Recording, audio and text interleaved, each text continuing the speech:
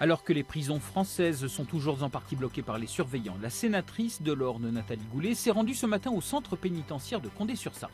La création d'une unité destinée aux détenus radicalisés y suscite de l'inquiétude.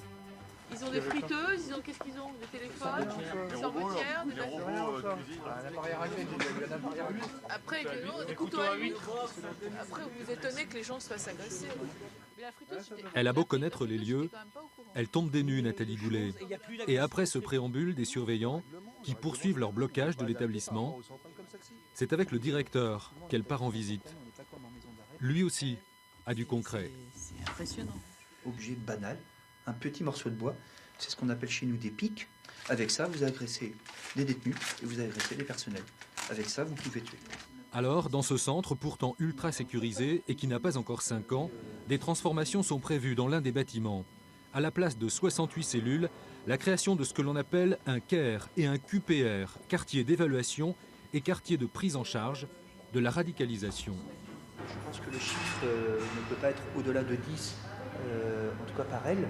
Ce qui nous ferait une capacité de 40 places ici.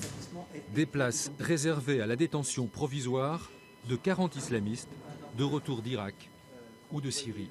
Donc là, on est dans une aile de détention. Donc dans une aile de détention, vous avez 17 cellules.